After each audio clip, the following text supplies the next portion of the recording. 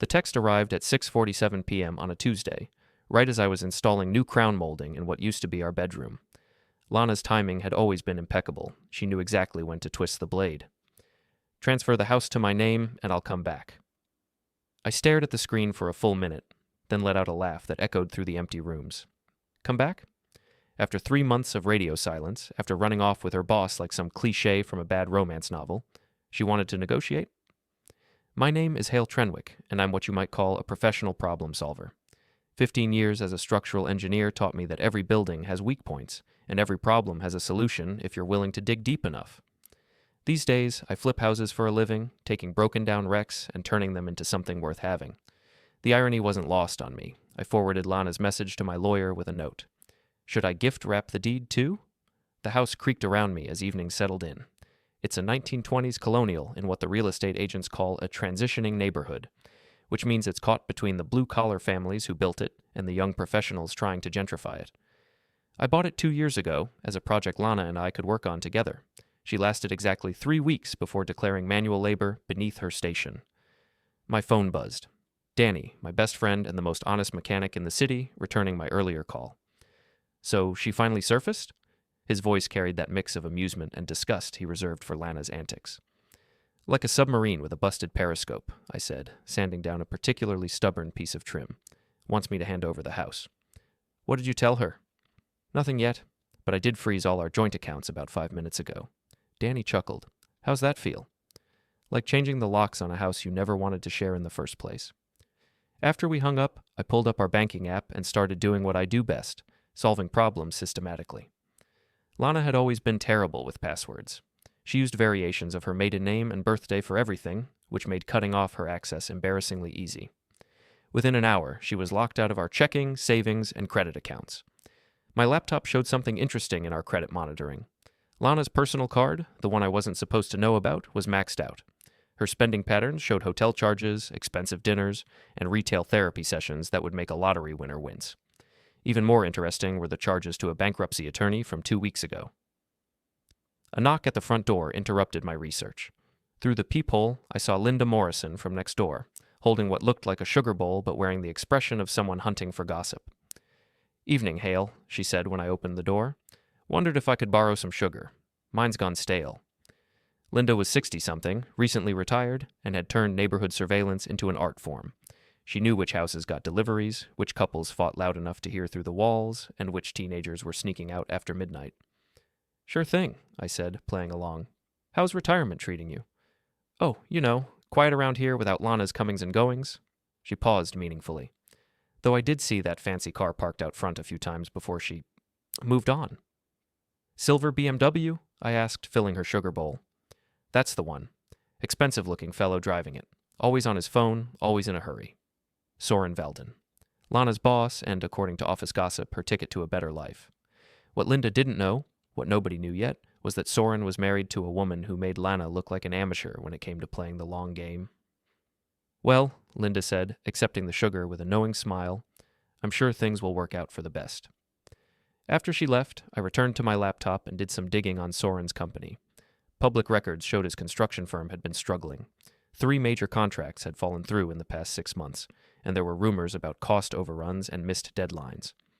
His expense account, according to a source I'd cultivated in their accounting department, had been flagged for irregular charges. My phone buzzed again. Another message from Lana, this one longer and more desperate. Hale, I know you're angry, but we can work this out. I made a mistake, but I'm ready to come home. Just sign the papers, and we can start over. I was crafting a response when an unknown number called. The voice on the other end was cool, controlled, and familiar from the few company parties I'd attended with Lana. Mr. Trenwick, this is Zara Valden. I believe we need to talk about our spouses. The line went quiet for a moment.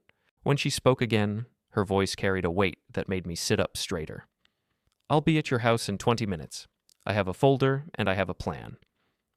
I looked around at the half-finished crown molding, the tools scattered across the floor, the empty rooms that still smelled like sawdust and broken promises.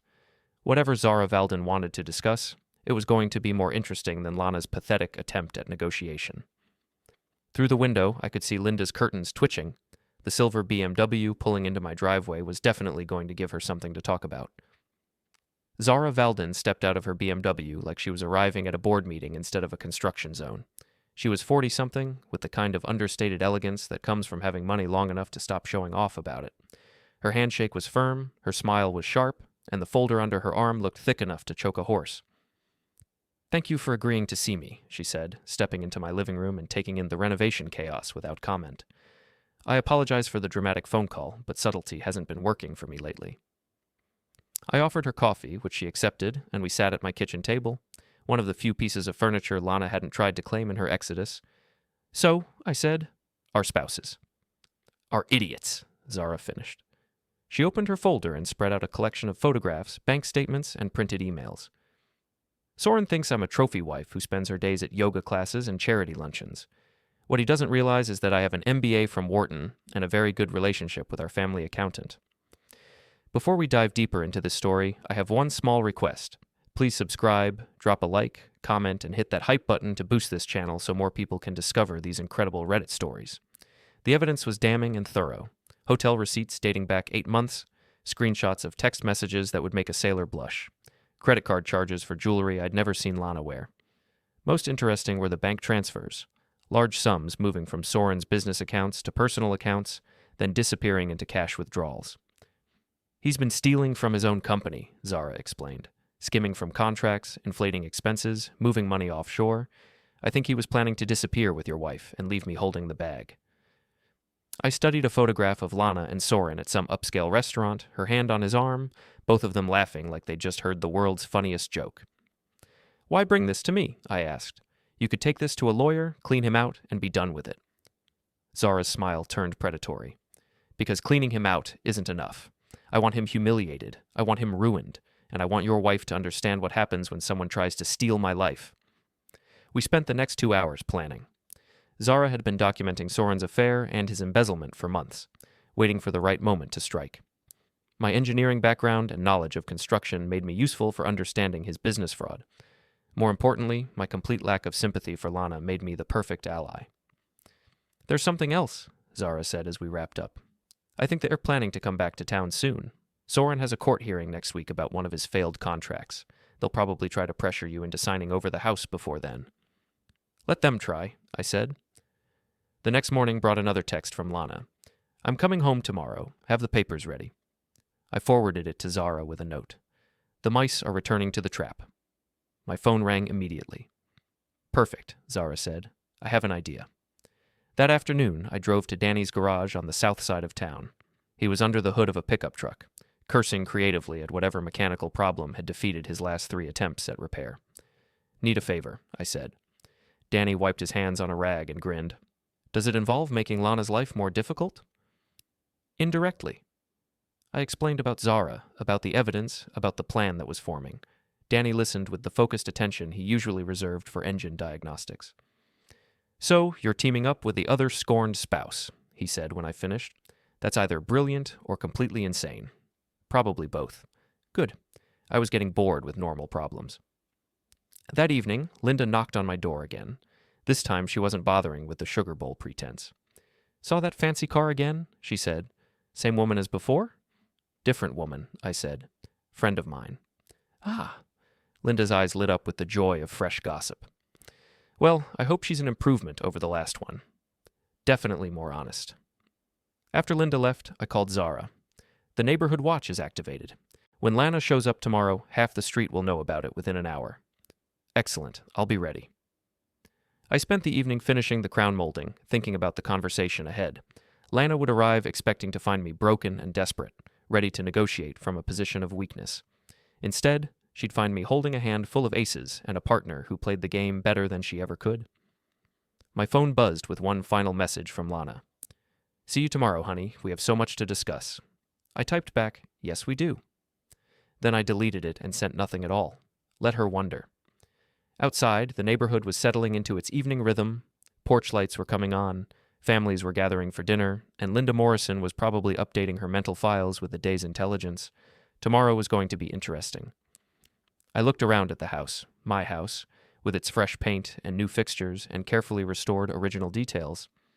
Lana had never appreciated the work that went into making something beautiful out of something broken. She was about to learn that some things, once broken, can't be put back together the way they were, but they can be rebuilt into something stronger.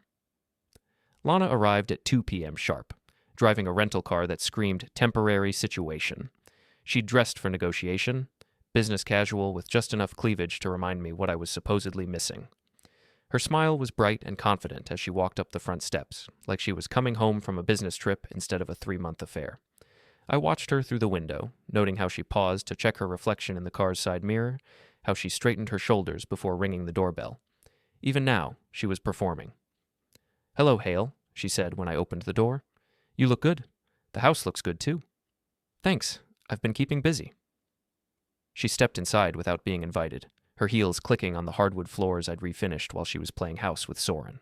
Her eyes swept over the improvements, the crown molding, the updated light fixtures, the fresh paint, with the calculating gaze of someone appraising property. "You've done amazing work," she said. "This place is finally starting to look like something." "Like something worth having?" "Exactly." She turned to face me, and her expression shifted into what I'd learned to recognize as her negotiation mode. "Hale, I know I hurt you. I know I made mistakes. But I'm ready to come home and make this work." I gestured toward the kitchen table. "Let's sit down and talk about it." She settled into her chair with the satisfied air of someone who thought they were winning. I poured 2 cups of coffee and sat across from her, studying her face as she prepared to deliver what she clearly thought would be the performance of her life. "I've learned so much about myself these past few months," she began. "About what I really want, what really matters, and what matters is us, this house, the life we built together." "The life we built," I repeated. "Interesting way to put it. I know you're angry." "Actually, I'm not angry anymore," I said. "Anger was 3 weeks ago. Now I'm just curious." Her confidence flickered for just a moment. "Curious about what?" "About how you thought this was going to work. Did you really think you could walk back in here, flash some skin, and I'd hand over the deed?" Lana's mask slipped slightly. "I thought we could be adults about this. I made a mistake, but that doesn't mean we have to throw away everything we've built." "Everything we've built." I pulled out my phone and showed her the banking app. "You mean like our joint savings account? The one you tried to access yesterday?" Her face went pale. "Hale, you can't just freeze me out of our accounts." "Actually, I can. Funny thing about joint accounts, either party can restrict access if they suspect fraud or unauthorized use." "Unauthorized use? It's my money too." "Was, past tense." She stood up abruptly, her chair scraping against the floor. "You can't do this. I have rights." "So do I, including the right to protect my assets from someone who's been living with another man for 3 months. The front door opened, and Zara walked in like she owned the place. She was dressed in jeans and a sweater, looking casual and comfortable, carrying a bag of groceries. "Sorry I'm late, honey," she said to me, kissing my cheek. "Traffic was terrible." She turned to Lana with a bright, innocent smile. "Oh, you must be the ex-wife. I'm Zara." Lana's mouth opened and closed like a fish out of water. "Ex-wife? Hale, what is this?" "This," I said, "is what moving on looks like." Zara set her groceries on the counter and began unpacking them with the easy familiarity of someone who belonged there. "I hope you don't mind, Lana. Can I call you Lana? But Hale and I have dinner plans. Maybe you could make this quick?" "Dinner plans," Lana repeated, her voice rising. "Hale, who is this woman?" "Someone who appreciates good craftsmanship," Zara said, running her hand along the new crown molding. "You should see what he's done with the master bedroom. The attention to detail is incredible." I had to admire Zara's performance. She was playing the role of the new girlfriend with just the right mix of sweetness and subtle territorial marking. Lana was buying it completely. "This is ridiculous," Lana said, turning back to me. "You can't just replace me with some random woman." "Random?" Zara laughed. "Honey, we've been friends for months. All those evenings when you were working late with my husband, Hale and I were getting to know each other quite well." The color drained from Lana's face. "Your husband?" "Soren Valden. Tall, arrogant, terrible at covering his tracks. Ring any bells?" Lana sank back into her chair. "You're Soren's wife." "Was," Zara corrected. "Past tense, just like you and Hale." I watched Lana process this information, saw the exact moment she realized her carefully constructed plan was falling apart. Her eyes darted between Zara and me, looking for some angle, some way to regain control of the situation. "This is insane," she said finally. "You're both insane." "Are we?" I pulled out another phone, a burner I'd bought specifically for this moment, and played a recording. Lana's voice filled the kitchen, crystal clear and damning. He's such a pushover. Once I get the house transferred to my name, I can sell it and we'll have enough to disappear. He'll never see it coming. Lana went white. Where did you get that? Your boyfriend likes to record his phone calls, Zara said. Something about keeping records for business purposes. Very thorough of him. The question now, I said, is what happens next. Lana looked around the kitchen, at the improvements I'd made, at Zara unpacking groceries like she lived here, at the evidence of how completely her plan had backfired. When she spoke again, her voice was small and desperate. What do you want? Zara and I exchanged glances. We'd planned this moment carefully, but seeing Lana actually broken and defeated was more satisfying than either of us had expected. We want you gone, I said simply. Permanently. No more texts, no more demands, no more showing up at my house like you still belong here. And if I don't agree? Zara held up her phone. Then this recording, along with about 50 others, goes to the FBI. Soren's been embezzling from his company, and you've been helping him plan to flee the country. That's conspiracy to commit fraud, and it carries a federal sentence. Lana stared at us for a long moment, and I could see her mind working, looking for some escape route that didn't exist. Finally, her shoulders sagged in defeat. Fine, she said. I'll go. She stood up and walked toward the door, then paused and turned back. You know, I actually loved you once. I know, I said. That's what makes this so satisfying. After she left, Zara and I sat in the quiet kitchen, listening to the rental car drive away. Think she'll stay gone? Zara asked. For now, but this isn't over. She'll regroup, find another angle. Zara smiled. Good. I was hoping for a longer game. Through the window, I could see Linda Morrison peeking through her curtains, no doubt taking notes on the afternoon's drama. By evening, the whole neighborhood would know that Lana had come crawling back and left empty-handed. It was a good start. 3 days after Lana's humiliating retreat, Soren made his move. I was installing new cabinet hardware in the kitchen when the doorbell rang. Through the peephole, I saw a man who looked like he'd stepped out of a corporate headshot. Expensive suit, perfect hair, and the kind of aggressive confidence that comes from never being told no. I opened the door. Mr. Valden, I presume. We need to talk, he said, pushing past me into the house.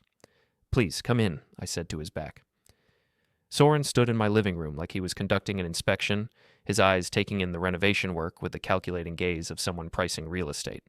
He was taller than I'd expected, with the kind of gym-built physique that probably impressed clients and intimidated competitors. Nice place, he said. I can see why Lana wants it. Wanted, I corrected. Past tense. He turned to face me, and I could see why Lana had been attracted to him. Soren Valden was handsome in that generic corporate way that looked good in annual reports and charity auction photos, but there was something cold behind his eyes, something that suggested he was used to getting what he wanted through intimidation. Look, Trenwick, let's cut through the nonsense. Lana made a mistake, but she's ready to come home. You sign over the house, she files for divorce and takes half of everything else, and we all move on with our lives. That's an interesting proposal, I said. What's in it for you? I get to stop dealing with a woman who cries about her broken marriage every night. I almost felt sorry for Lana. Almost. Here's my counter-proposal, I said. You and Lana disappear, and I don't send the FBI a detailed report about your creative bookkeeping practices. Soren's confident smile faltered. I don't know what you're talking about. Sure you do. The Riverside Mall project where you inflated material costs by 30%, the office building where you billed for premium fixtures and installed bargain basement alternatives, the highway contract where you charged for environmental assessments you never performed. His face went pale. You can't prove any of that. Actually, I can. Turns out your wife has been very thorough in documenting your business practices. She's got receipts, bank records, even some interesting recordings of you bragging about how easy it is to fool government inspectors. Soren took a step toward me, his hands clenched into fists. You're making a mistake, Trenwick. You have no idea who you're dealing with. A third-rate contractor who's been stealing from his own company to fund an affair? Yeah, I'm terrified. Before he could respond, the front door opened and Zara walked in, carrying a manila envelope and wearing the expression of someone who just won the lottery. Perfect timing, she said, handing me the envelope. The process server just left Soren's office. Soren spun around to face his wife. Zara, what the hell are you doing here? Serving you with divorce papers, a restraining order, and a lawsuit for fraudulent transfer of marital assets, she said cheerfully. Also, your company's board of directors received an anonymous tip about some irregularities in your expense reports. They've suspended you pending investigation. I opened the envelope and pulled out the legal documents. They were beautifully crafted, thorough, damning, and absolutely devastating to any hope Soren might have had of salvaging his career or his marriage. You can't do this, Soren said, but his voice lacked conviction. Already done, Zara replied. Oh, and Soren? Your credit cards have been canceled, your access to our joint accounts has been revoked, and I've had the locks changed on the house. Your clothes are in storage unit 247 on Industrial Boulevard. The keys with the manager. Soren looked back and forth between us, and I could see the exact moment he realized how completely he'd been outplayed. His corporate confidence crumbled, replaced by the desperate panic of a man watching his life implode in real time. This isn't over, he said, but it sounded more like a prayer than a threat. Actually, it is, I said. The only question now is whether you leave town quietly or wait for the FBI to escort you out in handcuffs. After he left, Zara and I sat on the front porch, watching his BMW disappear down the street. Linda Morrison was in her yard, pretending to water plants while obviously eavesdropping on every word. Think he'll give up? I asked. Not a chance, Zara said. Men like Soren don't know how to admit defeat. He'll regroup, probably try to convince Lana they can still salvage this somehow. Good. I was hoping for a more dramatic finale. My phone buzzed with a text from an unknown number. This isn't over, Trenwick. You have no idea what you've started. I showed it to Zara, who laughed. He's texting threats now? How wonderfully incriminating. I forwarded the message to my lawyer with a note.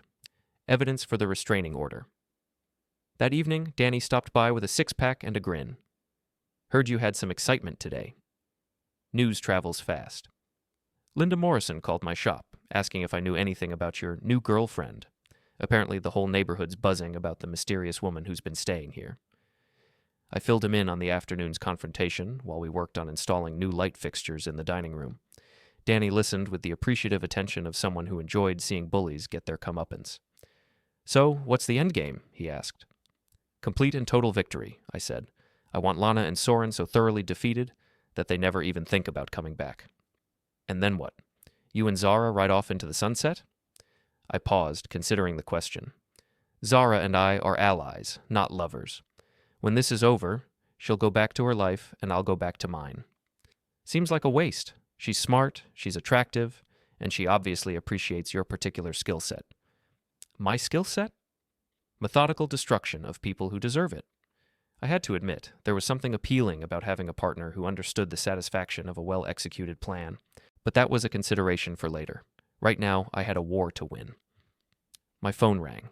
Zara's name appeared on the screen. Turn on Channel 7, she said without preamble. I grabbed the remote and flipped to the local news. The anchor was reading a story about a construction company under investigation for fraud, with Soren's corporate headshot displayed prominently behind her. Sources close to the investigation say that Valden Construction may have defrauded clients out of hundreds of thousands of dollars through inflated billing and substandard materials, the anchor reported. The company's president, Soren Valden, could not be reached for comment. Danny whistled appreciatively. Your girlfriend doesn't mess around. She's not my girlfriend, I said, but I was smiling as I said it. The war was escalating, and I was winning. The final battle began at 3 a.m. on a Thursday morning when my security system alerted me to motion in the backyard. I checked the cameras and saw two figures trying to jimmy open the rear door. Lana and Soren, dressed in dark clothes and moving with the clumsy stealth of amateurs. I called Zara first, then 911, then settled back to watch the show on my security monitors. They managed to get the door open. I deliberately left it easier than it should have been, and crept into the kitchen with flashlights. Lana was whispering urgent directions while Soren fumbled with what looked like a laptop bag. The safe's upstairs, Lana hissed, behind the painting in the bedroom. What safe? There was no safe, but I was curious to see what they thought they were looking for. They made their way upstairs, and I followed at a distance, staying in the shadows. My phone was recording everything, and the house's security cameras were capturing multiple angles of their breaking and entering adventure. In the master bedroom, they found the painting Lana had mentioned, a landscape I'd bought at a garage sale, and pulled it aside to reveal nothing but blank wall. It's not here, Soren said, his voice tight with panic. It has to be, Lana insisted. He always said he kept important documents in a safe. I'd never said any such thing, but I wasn't about to correct her. They spent 20 minutes tearing through the bedroom, looking for a safe that didn't exist, growing more desperate by the minute. Finally, Soren grabbed Lana's arm. This was a stupid idea. We need to go. Not without those documents, she said. If he's got evidence of your business dealings, we need to find it. The evidence isn't here, I said, stepping into the doorway and flipping on the lights. They spun around, caught like deer in headlights. Lana was holding my laptop, while Soren had been rifling through my dresser drawers. Hello, Lana, Soren. Breaking and entering is a felony, you know. Hale, Lana said, trying to shift into manipulation mode even while caught red-handed. This isn't what it looks like. It looks like you broke into my house to steal evidence of your boyfriend's embezzlement scheme. Sirens wailed in the distance, growing closer. Soren's face went white. You called the cops? Of course I called the cops. You're burglars. Lana dropped the laptop and tried a different approach. Hale, please. We can work this out. I'll do anything. Anything? Anything. I pretended to consider this. Okay, here's what you're going to do. You're going to confess to the police that you broke in here to steal evidence of Soren's fraud. You're going to provide a full statement detailing his embezzlement scheme, and you're going to plead guilty to breaking and entering. Are you insane? Soren snarled. She's not confessing to anything. Then you'll both go to prison, I said. Your choice. The sirens were getting louder. Through the bedroom window, I could see red and blue lights reflecting off the houses across the street. Time's up, I said. The police arrived with professional efficiency, followed closely by Zara, who'd apparently thrown on clothes and driven over to watch the finale. Linda Morrison appeared on her front porch in a bathrobe, no doubt thrilled to have front-row seats to the neighborhood's most exciting drama in years.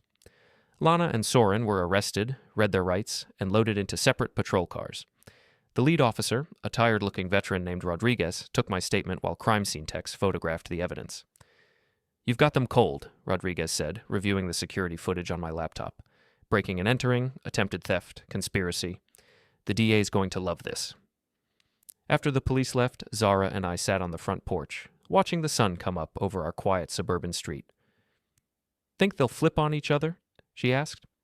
Absolutely, and Soren will try to pin everything on Lana, and she'll throw him under the bus to save herself. Poetic justice. My phone buzzed with a text from my lawyer. Saw the news, congratulations. When do you want to file for divorce? I showed it to Zara, who smiled. What are you going to tell him? That I want everything. The house, the cars, the retirement accounts, everything. She forfeited any claim to marital assets when she committed felony burglary. Harsh? Fair? We sat in comfortable silence, watching the neighborhood wake up. Danny's truck appeared at the end of the street, and he parked in my driveway with a grin that suggested he'd heard about the night's excitement. Heard you had some uninvited guests, he said, walking up with a thermos of coffee. Former guests, I corrected. They won't be coming back. The local news van arrived an hour later, followed by reporters from 2 other stations. The story of the construction executive and his girlfriend caught burglarizing the home of his wife's lover was too good for the media to ignore. I declined all interview requests, but Zara spoke to one reporter, delivering a perfectly crafted statement about justice being served and the importance of holding white-collar criminals accountable. By noon, the story was trending on social media. Some construction scandal and burglar boyfriend were generating thousands of comments, most of them mocking Soren and Lana's spectacular failure. That afternoon, my lawyer called with an update. Lana wants to make a deal. She's offering to testify against Soren in exchange for a reduced sentence. What kind of deal? Probation, community service, and she signs away all rights to marital property. Counteroffer, I said. She testifies against Soren, serves 6 months in county jail, performs 500 hours of community service, and pays restitution for the damage to my house. That's harsh. She broke into my house. She gets what she gets. The final chapter of the story played out over the next few weeks. Soren was indicted on 17 counts of fraud and embezzlement. Lana accepted a plea deal that included jail time, probation, and a public apology. The local news covered every development, turning their downfall into a cautionary tale about greed and betrayal. I finalized the divorce, sold the house for twice what I'd paid for it, and bought a new place across town. Zara and I remained friends, occasionally meeting for dinner to compare notes on our successful revenge campaigns. Linda Morrison sent me a housewarming card when I moved, along with a note. Thanks for the excitement. The neighborhood's been boring since you left. 6 months later, I was installing crown molding in my new house when my phone buzzed with a news alert. Soren had been sentenced to 5 years in federal prison. Lana got 18 months in county jail, followed by 3 years of probation. I smiled and went back to work. The house was coming along nicely, and I had all the time in the world to get it right. Some problems solve themselves, others require a more hands-on approach. I'd always been good with my hands.